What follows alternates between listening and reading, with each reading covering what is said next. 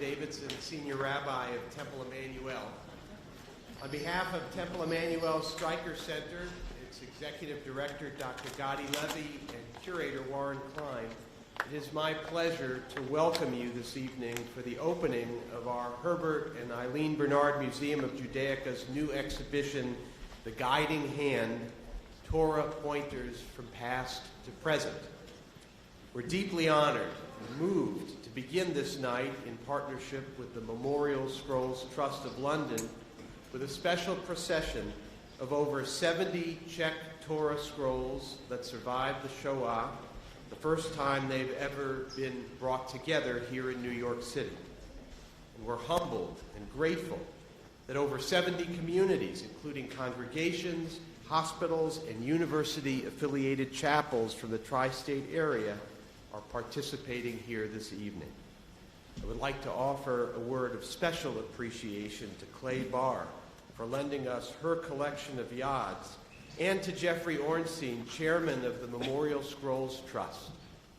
Now, as we welcome these Torah scrolls to the front of this hall, I would ask you, if you're all able, to please rise.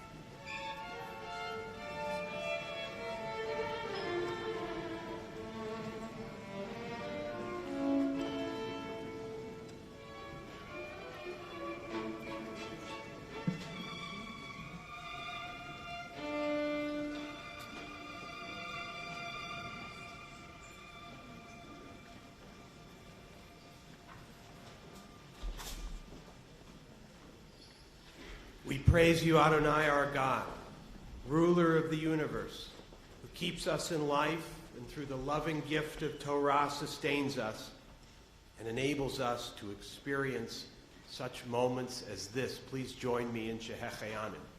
Baruch atah Adonai, Eloheinu melech haolam, Shehecheyanu, Kiyamanu, V'higiyanu lazman hazeh. Amen.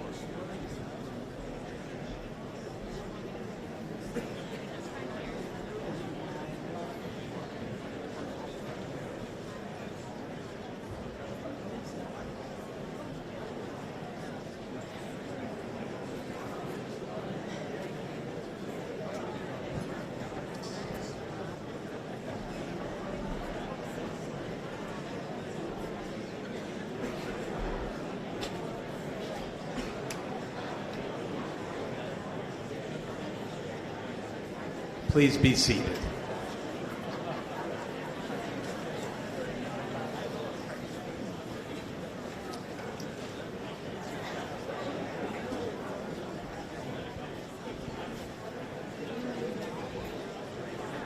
Well, that was an image none of us will forget.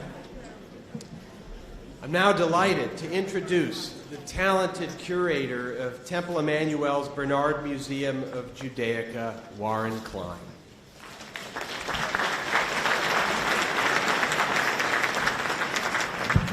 Thank you, Rabbi Davidson. Thank you all for being here this evening. I have the great privilege to introduce Jeffrey Ornstein, who is trustee and chairman of the Memorial Scrolls Trust since 2015. He continues to be the chairman and trustee of the Westminster Synagogue in London, where his family have belonged for over 39 years. Before retiring, he spent 40 years building knitwear and children's clothing business, traveling extensively. Jeffrey was born in England during World War II and was evacuated with his mother and brother to New Zealand. And they returned to England after the war. Later settling in South Africa, where Jeffrey went to university. Jeffrey has been married to his wonderful Argentinian wife, Nora, for 50 years. They have 3 successful children and 2 beautiful grandchildren. Jeffrey's going to share a few words about MST.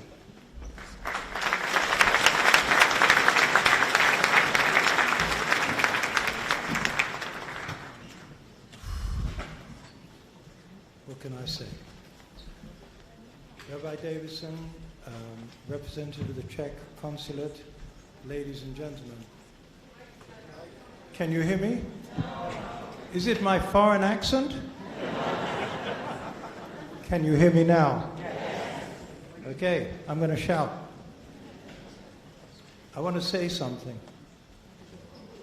When I was told, and when we discussed the idea of a scroll gathering here at Temple Emanu-El, I really thought that we would receive something between 25 and 30 scrolls, which is what's happened in previous gatherings around America.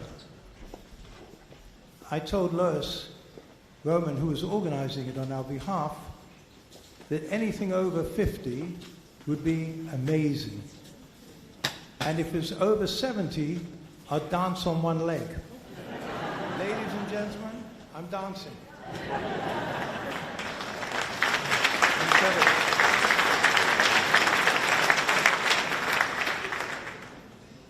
It is exactly 55 years, almost to the day, since 1,564 Torah scrolls that survived the Shoah and spent many years in a damp warehouse were brought to London in February 1964. This is not only the first gathering of the Czech scrolls to take place in New York, it is the largest gathering, with 80 congregations taking part from 10 states, some traveling thousands of miles, and bringing over 70 Sifrei Torah. I was also advised that this, as you can see, this function is a sellout, with something like 800 attendees. You are amazing. I mean, I'm saying this as a Brit coming over here. You know, you normally say the English don't compliment the Americans. I'm complimenting you. Thank you all. I mean, this is your event, and I'm humbled and proud to be in some small way part of it. Thank you.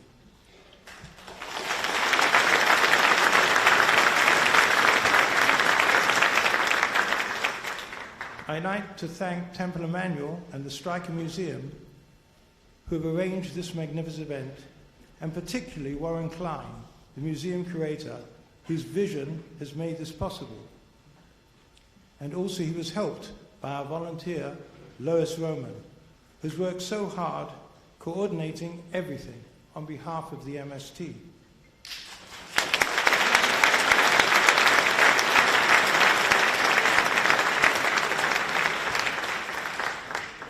Now a little bit of history.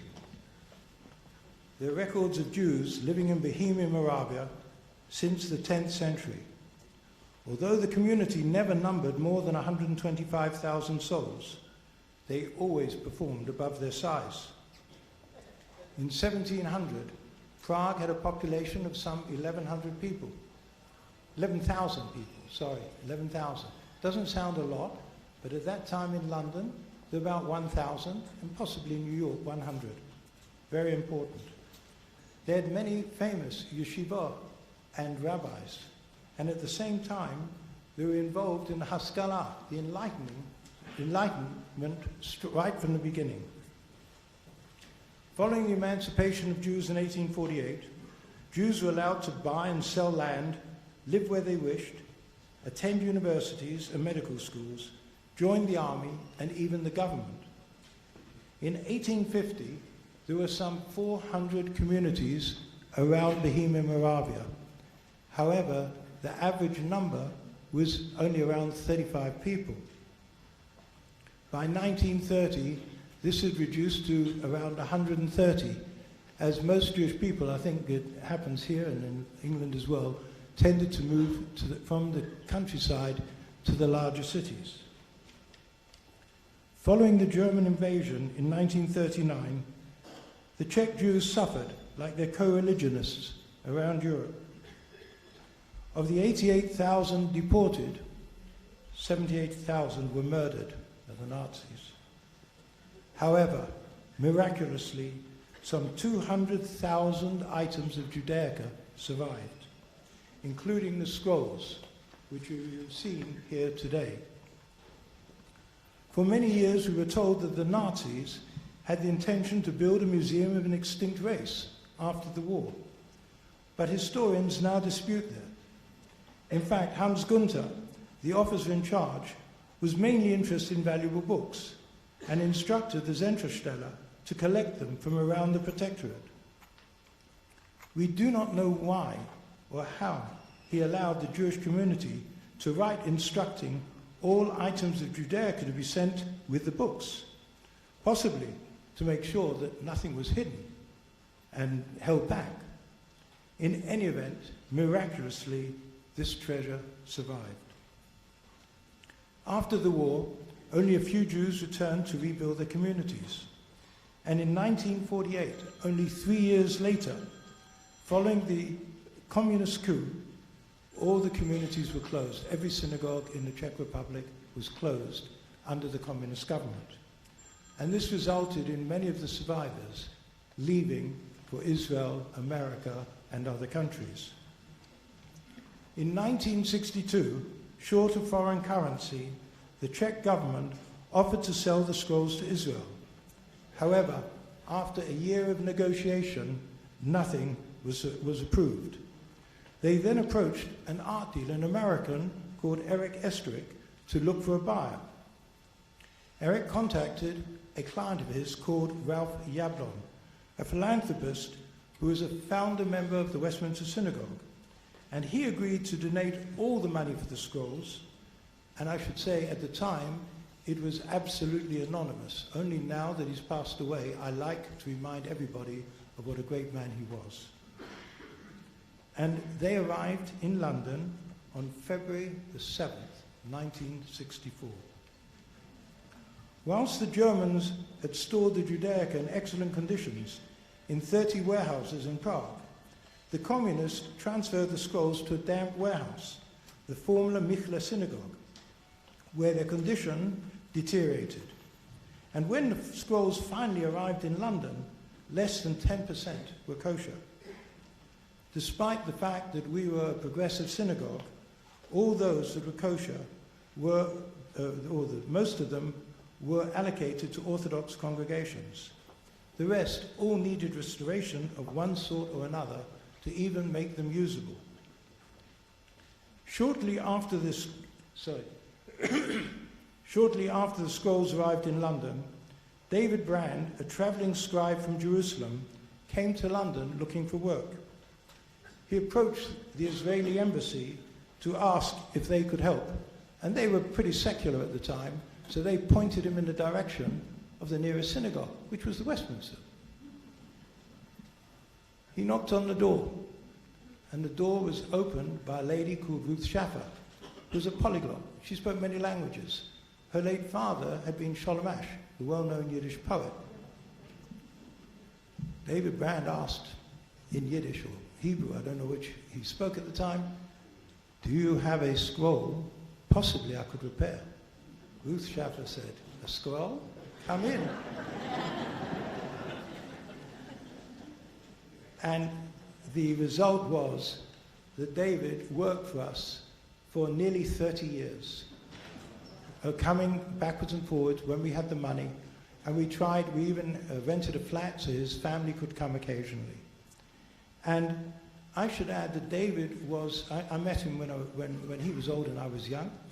And David was, you would call him Haredi, but he was ultra-Orthodox.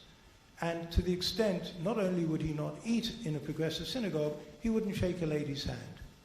However, shortly before he died, our rabbi at the time was in Jerusalem and went to see him and said, "So for David, how did you feel working in these scrolls in a non-Orthodox environment?" He replied, "I was doing God's work." Since 1964, our scrolls have been allocated on loan, never sold, to communities around the world.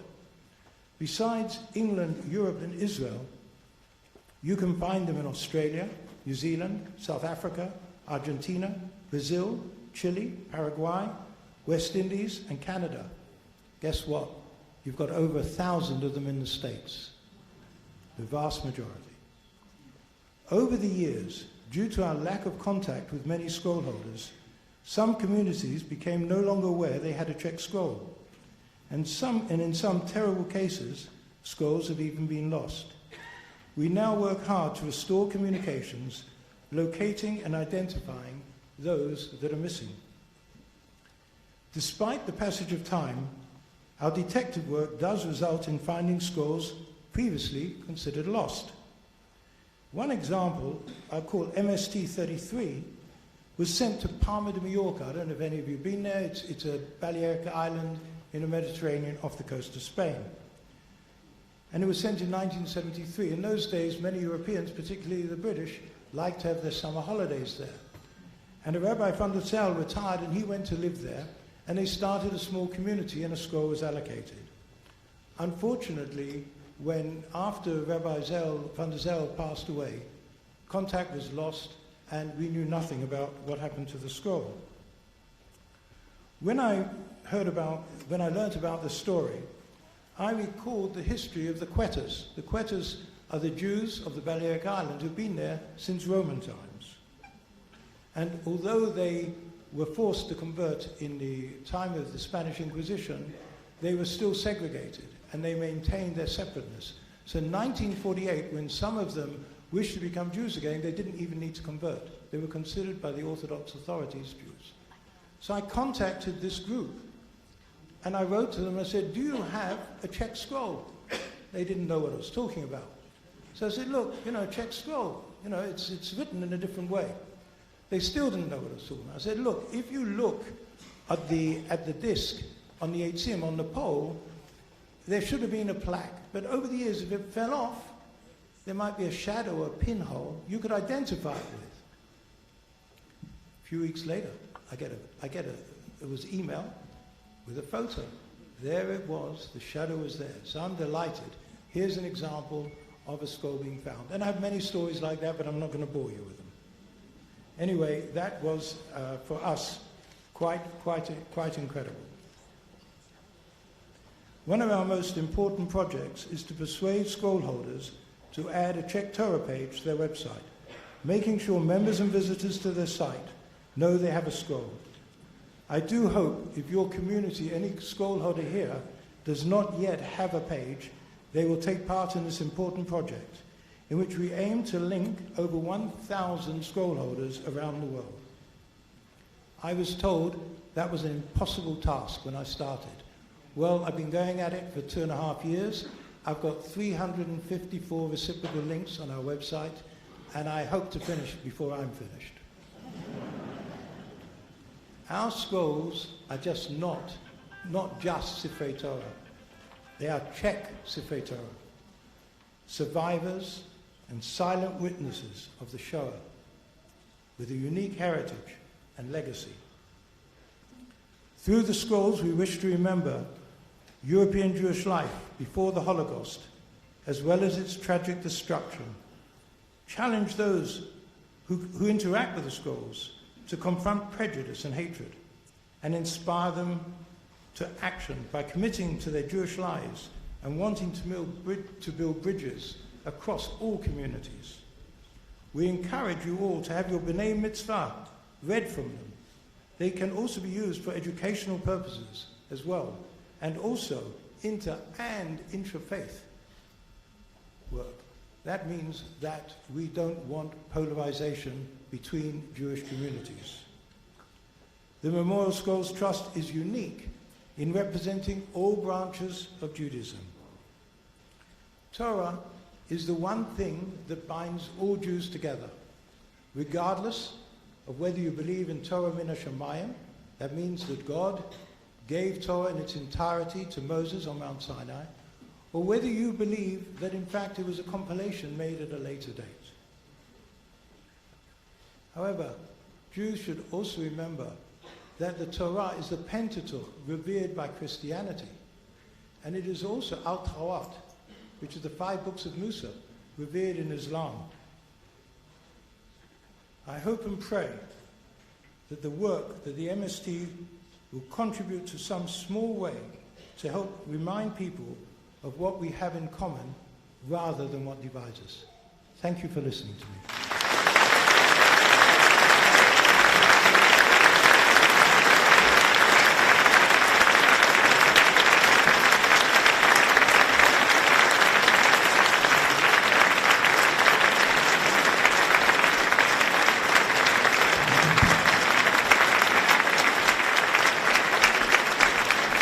so much, Jeffrey.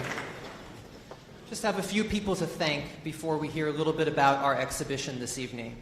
I'd like to thank the trustees, the clergy, the incredible staff here at Temple Emanu-El. Putting on an exhibition is never, sometimes seems like a one-man show, but it never is. I'd like to thank Executive Director of the Stryker Center, Dr. Gotti Levy, and all of my colleagues here, Andrew Pastore, Scott Porter, Dan Kershaw, Brian Hurst, Sarah Berman, Sarah Diamant, and of course, this exhibition wouldn't be without the wonderful collection of Clay Barr. So I'd like to have Clay Barr come up and talk a little bit about the exhibition, and I'll come back and tell us how we can see it.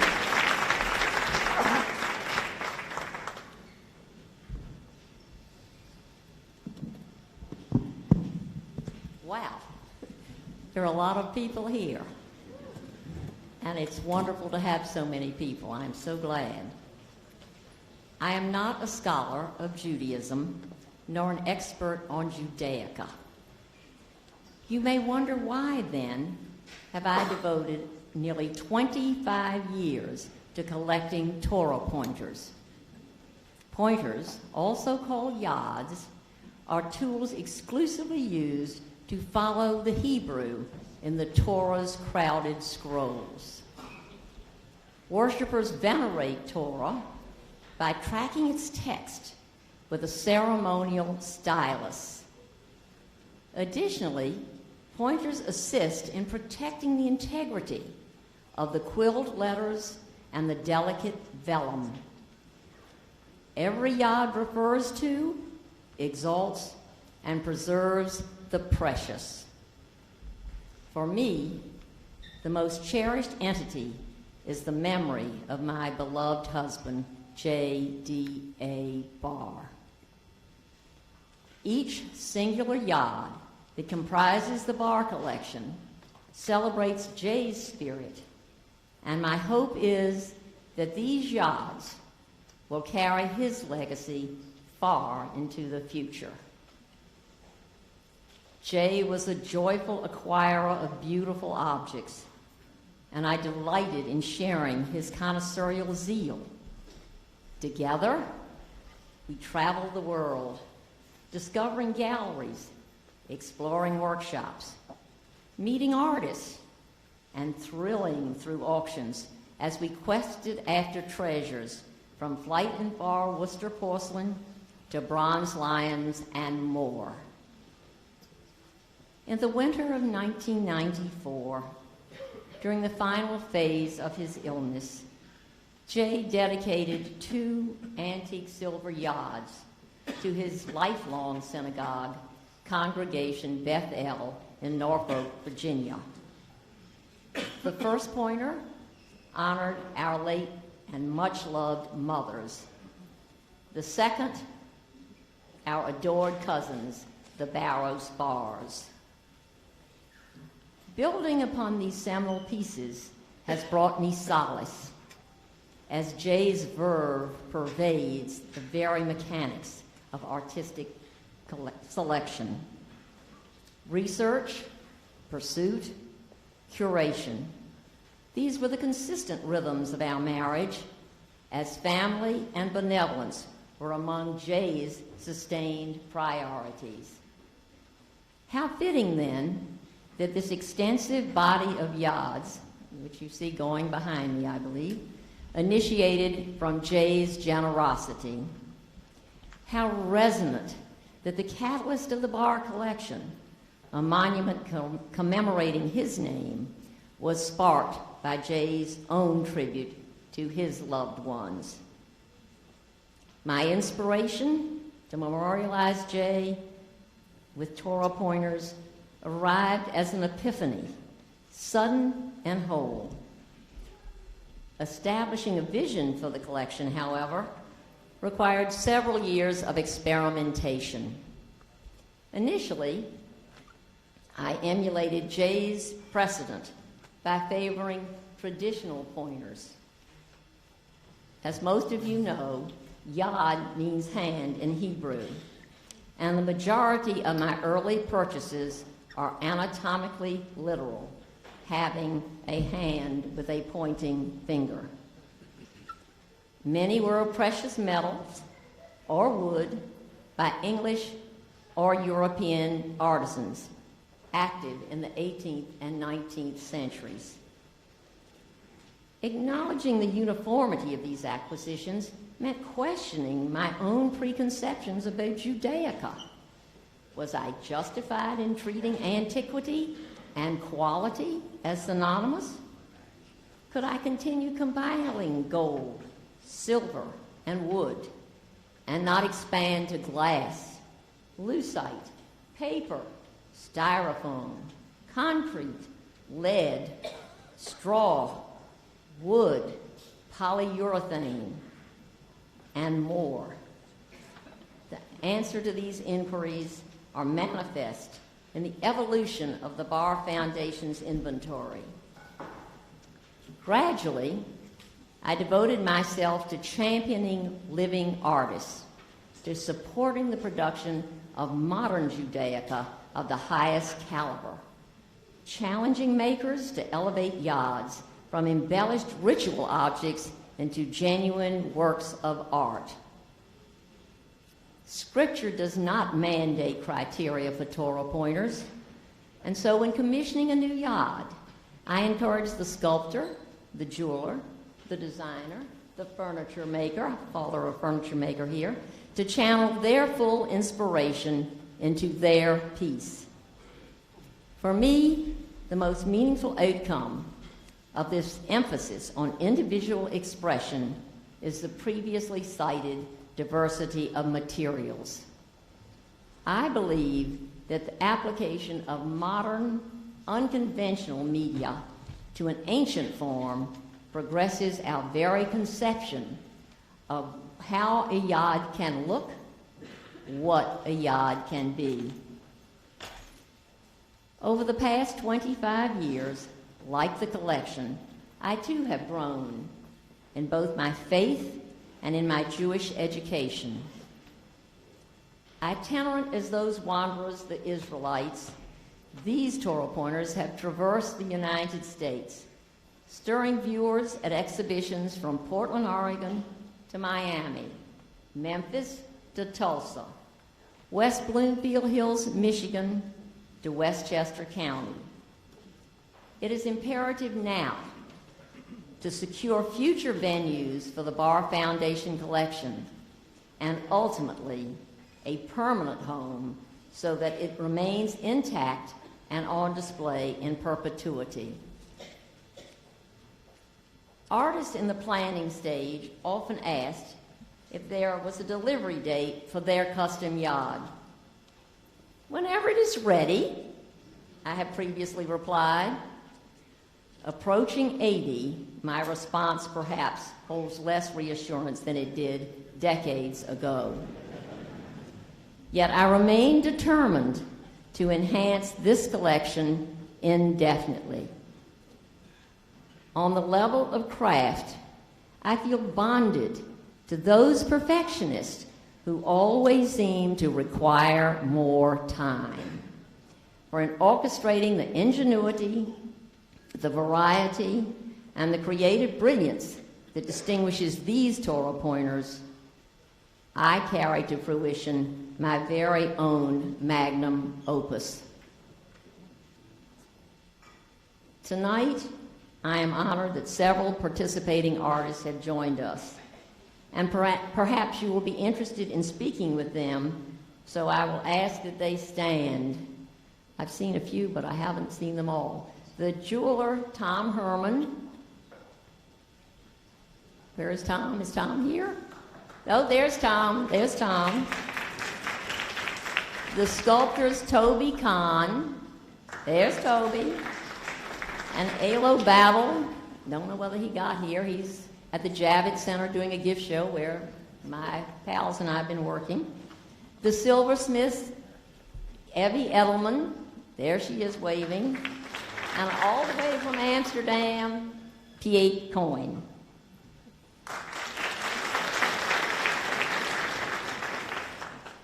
Also, let me express my great appreciation to those congregants who have come this evening to welcome the exhibition to their home Temple Emanu-El. A sincere thank you to the Bernard Museum's curator, Warren Klein. After several years of discussion, he has skillfully brought the show to realization. My heart is filled with gratitude and love for all the friends and family who are here to support me and Jay's memory.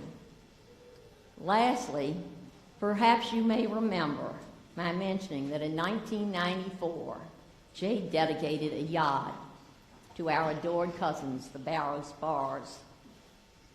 I do not know how he had such foresight, but this family of 5 have been beyond important and supportive of me since Jay's death. 2 Barrow Spars, the mother Lauren, and one of her wonderful sons, Jonathan Shane, both of whom have been very active in working with me on the development of this yacht. They have my thanks and my love always. Thank you for being here. I'm available to discuss the yachts. I love them, every one, and I hope you will too, and tell everyone to come back and see them. Thank you so much for being here.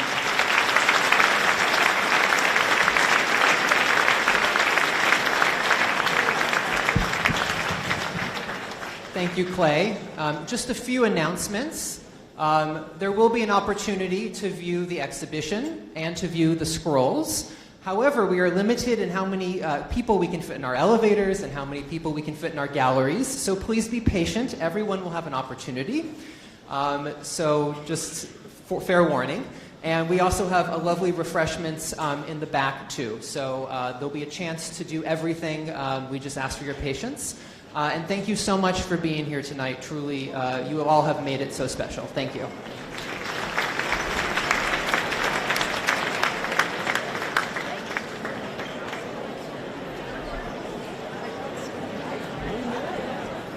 The museum is on the 2nd floor, so you may take the elevator to 2.